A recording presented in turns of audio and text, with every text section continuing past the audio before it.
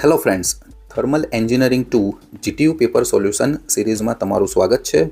આજના વિડીયોમાં વિન્ટર 2023માં પૂછાયેલા રેફરી એન્ડ એસીના ન્યુમેરિકલ્સ સોલ્વ કરશું. So friends, let's begin. Thermal engineering 2 એમાં પેપર નંબર 2 જીટીયુ વિન્ટર 2023નો એક્ઝામ્પલ નંબર 4 આપણે ડિસ્કસ કરીશું, જે ક્વેશ્ચન નંબર 4C ઓરમાં પૂછાયેલો છે. વેપર કમ્પ્રેશન રેફ્રિજરેશન સાયકલ કે જે 60 અને 25 બાર વચ્ચે કામ કરે છે. સંકોચનના અંતે એટલે કે after compression process refrigerant A dry and saturated અવસ્થામાં છે. જો ત્યાં અંડરકુલિંગ ન હોય તો સાયકલનો COP શોધો, કોએફિશિયન્ટ ઓફ પરફોર્મન્સ શોધવાનો છે. જો રેફ્રિજરન્ટનો રેટ 4 kg પર મિનિટ આપેલ હોય તો રેફ્રિજરેશન સિસ્ટમની કેપેસિટી ફાઇન્ડ આઉટ કરો. તો ફ્રેન્ડ્સ, અહીં તમને ડાયાગ્રામ આપેલો છે, TS ડાયાગ્રામ દર્શાવેલ છે. 1 to 2 એ આઇસેન્ટ્રોપિક કમ્પ્રેશન છે, 2 to 3 એ કન્ડેન્સેશન પ્રોસેસ થાય છે કોન્સ્ટન્ટ પ્રેશરે, અને 3 to 4 એ થ્રોટલિંગ પ્રોસેસ છે, એક્સપાન્શન પ્રોસેસ છે, અને 4 to 1માં રેફ્રિજરન્ટ એ ઇવેપોરેટરમાં હીટ એબ્સોર્બ કરશે, ત્યાં નેટ રેફ્રિજરેશન ઇફેક્ટ પ્રોડ્યુસ થશે. તો આ રીતના વેપર કમ્પ્રેશન રેફ્રિજરેશન સાયકલ દર્શાવવામાં આવેલ છે TS ડાયાગ્રામ ઉપર. નેક્સ્ટ આપણે ડેટા ગિવન શું ડેટામાં આપેલું છે એ જોઈ લઈશું. આ જે તમે ઉપર જુઓ છો, saturated temperature versus pressure, enthalpy અને એન્ટ્રોપીનું આ સ્ટીમ ટેબલમાં વેલ્યુ આપી દીધેલી હશે તમને રકમમાં. તો આપણે 1 by 1 ડેટા ગિવન કયો આપેલો છે તે જોઈએ. P2 is equal two P3 તમે જોશો તો કોન્સ્ટન્ટ પ્રેશરે કન્ડેન્સેશન પ્રોસેસ થાય છે, તો એ 60 બાર રહેશે. P1 is equal two P4 તો P1 અને P4ની વેલ્યુ સેમ હશે, 25 bar. Next T1 is equal to T4, temperature remain constant, તો એ આપણને આપી દીધેલું છે 261. અહીંયા ડિગ્રી સેલ્સિયસ છે જે ખોટું છે, 261 કેલ્વિનમાં આપેલું છે. નાઉ HF3, તો HFની વેલ્યુ એન્થાલ્પી ઓફ ફ્લુઇડ જે કિલોજૂલ પર કેજીમાં આપેલી છે.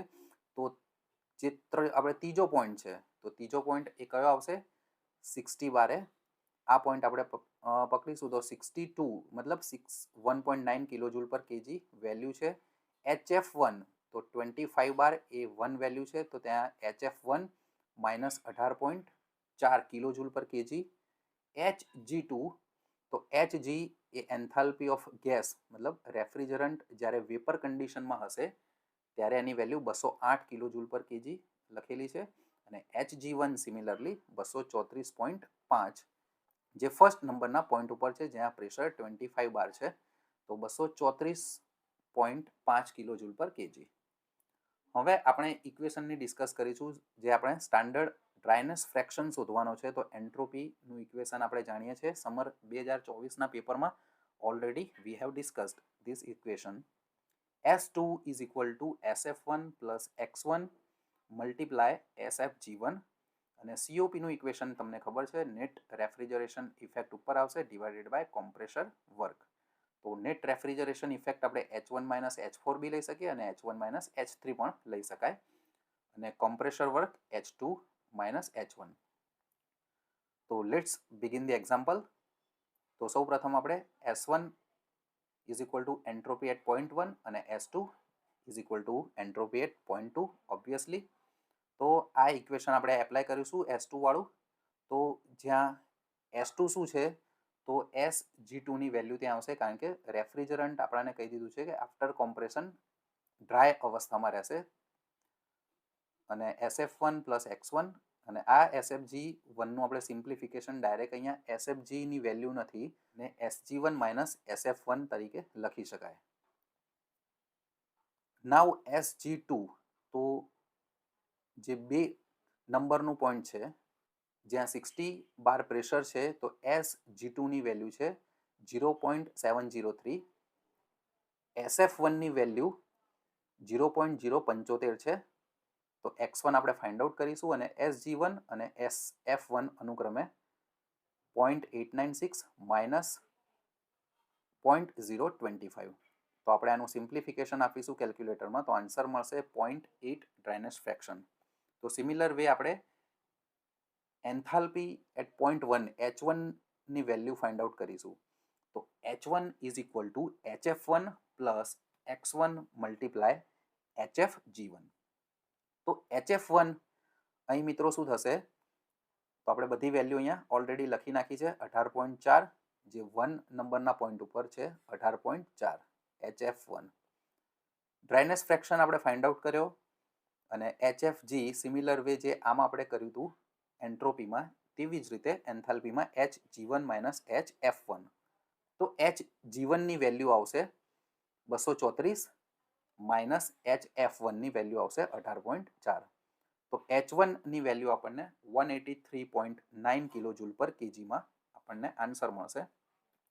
તો ડાયરેક્ટલી આપણે coefficient of performance find out કરી શકીશું. H1 ની વેલ્યુ ફાઇન્ડ આઉટ કરી, H3 ની વેલ્યુ ખબર છે 61.9 એટલે કે 62 આપી દીધેલી છે.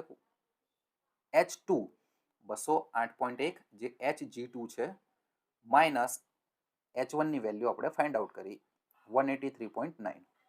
તો આપણને COP coefficient of performance finally મળી જશે 5.04. તો ફર્સ્ટ આન્સર આપણને મળી ગયો છે. હવે રેફ્રિજરેશનની કેપેસિટી ફાઇન્ડ આઉટ કરવાની છે ફ્રેન્ડ્સ.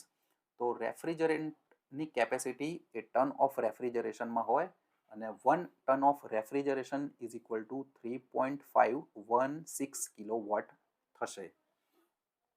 અને રેફ્રિજરેશન ઇફેક્ટ આપણને ખબર છે H1 માઇનસ H3 અથવા તો H1 માઇનસ H4, તમે ગમે તે ઇક્વેશન એપ્લાય કરી શકો છો.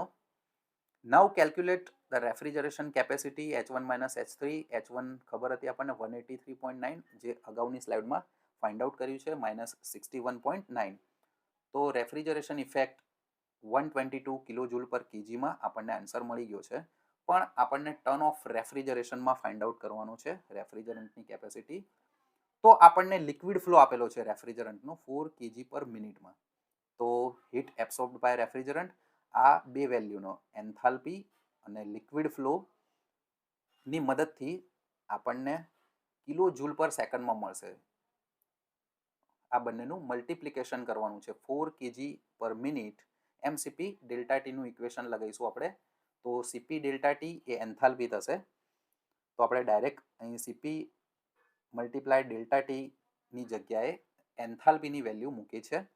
તો 4 kg પર મિનિટ એનો રેફ્રિજરન્ટનો ફ્લો આપેલો છે મલ્ટીપ્લાય 122 કિલો જૂલ પર કેજી. તો આનું સિમ્પ્લિફિકેશન આપીશું, એનું મલ્ટિપ્લિકેશન કરીશું તો કેજી કેજી કેન્સલ થશે. તો આપણને આન્સર શેમાં મળશે? કિલો જૂલ પર મિનિટમાં 488 કિલો જૂલ પર મિનિટ. તો આપણે 60 વડે ડિવાઈડ કરીશું તો કિલો જૂલ પર સેકન્ડમાં મળશે 8.13 અને કિલો જૂલ પર સેકન્ડ એ આપણા કિલોવોટ છે. નાવ આપણે turn off refrigeration capacity find out કરવાની છે. તો હીટ એબ્સોર્બ્ડ બાય રેફ્રિજરન્ટ આપણને કિલોવોટમાં મળી ગયો છે 8.13 kilowatt divided by 3.516 kilowatt. because 1 ton of refrigeration is equal to 3.516 kilowatt થશે.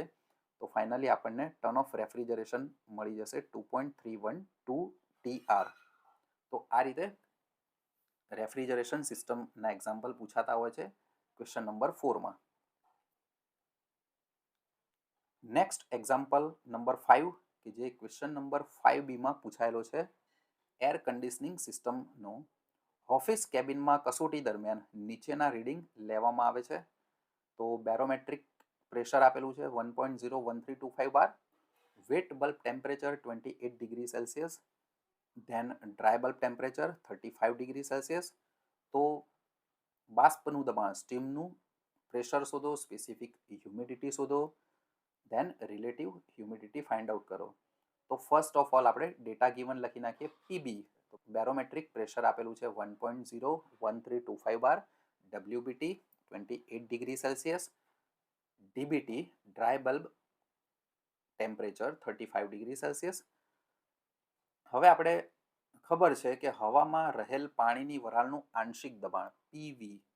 સમર 2024માં પણ આ જ ટાઈપનો એક્ઝામ્પલ પૂછાયેલો હતો પણ ટ્વિસ્ટ કરેલો હતો. એમાં પીવીનું આપણને દબાણ આપેલું હતું, જ્યારે વિન્ટર 2023માં પીવીનું એટલે કે partial pressure of water particles inside the air. તો એ થશે પાર્શિયલ પ્રેશર છે એ પીવી આપણે ફાઇન્ડ આઉટ કરવાનું છે. તો એનું ઇક્વેશન આપણે આ યાદ રાખવાનું છે, PVS saturated vapour pressure minus in bracket PB minus PVS multiply DBT minus WBT multiply 1.8 divided by 2800 minus 1.3 in bracket 1.8 dbt plus 32. તો આ ઇક્વેશન ફ્રેન્ડ્સ તમારે યાદ રાખવું પડશે. નેક્સ્ટ ઇક્વેશન છે સ્પેસિફિક હ્યુમિડિટીનું, જે બીજા નંબરે ફાઇન્ડ આઉટ કરવાની છે. Omega is equal to 0.622 PV divided by PA. PV એ પાર્શિયલ પ્રેશર છે, આજે આપણે ફાઇન્ડ આઉટ કરીશું એ, અને પીએ એ એટમોસ્ફિરિક પ્રેશર છે. દેન રિલેટિવ હ્યુમિડિટી ફાઈ, એનું ઇક્વેશન છે પીવી ડિવાઇડેડ બાય પીવીએસ. તો આ પીવીએસ જુદા છે અને આ પીવીએસ જુદા છે. એ આપણે આગળ હવે એક્ઝામ્પલ ગણતા ખબર પડશે. તો હવે આપણે આન્સર એનો જોઈએ, કેલ્ક્યુલેટ કરીએ. ભેજવાળી હવાની સંતૃપ્ત સ્થિતિમાં તેમાં રહેલ પાણીની વરાળનું આંશિક દબાણ. તો જ્યારે સેચ્યુરેટેડ સ્થિતિમાં પીવીએસ આપણે ફાઇન્ડ આઉટ કરવાનું છે, સેચ્યુરેટેડ વેપર પ્રેશર.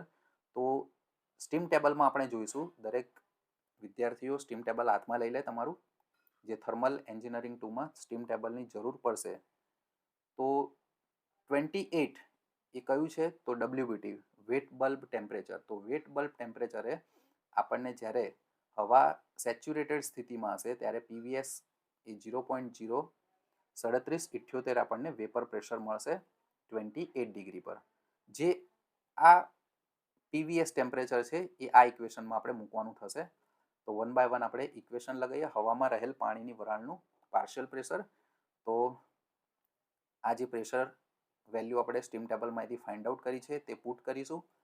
પીબી આપણને ખબર છે 1.01325 પીવીએસ એ ફાઇન્ડ આઉટ કર્યું.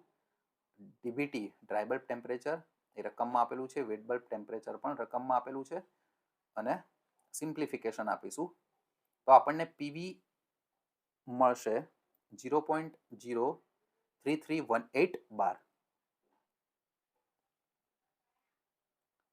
Next we know that PB is equal to PA plus PV. આ ઇક્વેશન આપણને ખબર છે, તો આપણે પીએને સૂત્ર કરતા બનીશું. તો barometric pressure PB minus PV થશે. આ પીવી એ આ વેલ્યુ છે આપણે જે અગાઉની સ્લાઇડમાં શોધી એ. નાઉ સ્પેસિફિક હ્યુમિડિટી ઓમેગા. તો ઓમેગાનું ઇક્વેશન આપણે એપ્લાય કર્યું. એમાં જે આપણે પી એની વેલ્યુ આપી છે, પી એને સૂત્ર કરતાં જે બનાવ્યું છે પીબી માઇનસ પીવી, તો આ આખી સંપૂર્ણ વેલ્યુ આમાં પુટ કરીશું. તો આ રીતના આપણને મળશે 0.622. પીવી આપણે ફાઇન્ડ આઉટ કર્યું અગાઉની સ્લાઇડમાં 0.03318 ડિવાઇડેડ બાય પીબી શું હતું? તો 1.01325 minus પીવીની value 0.03318.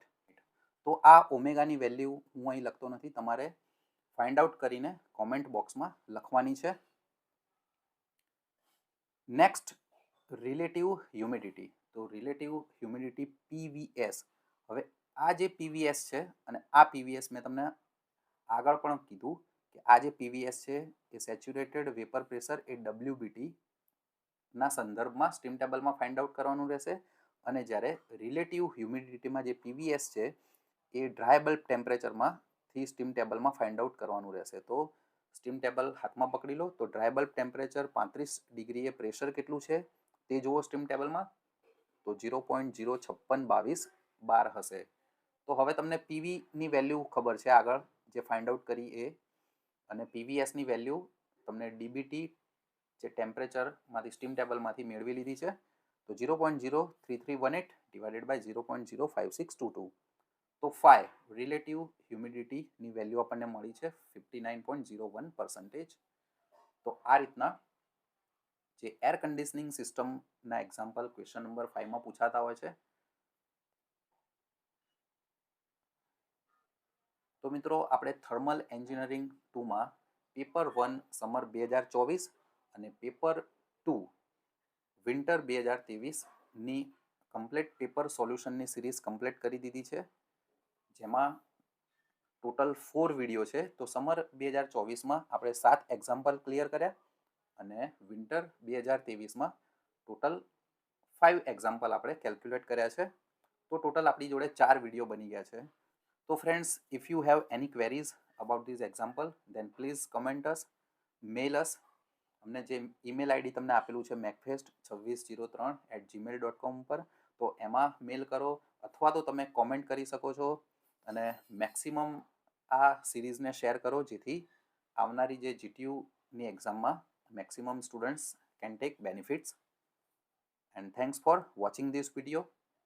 Stay connected, stay healthy, and Jai Hind.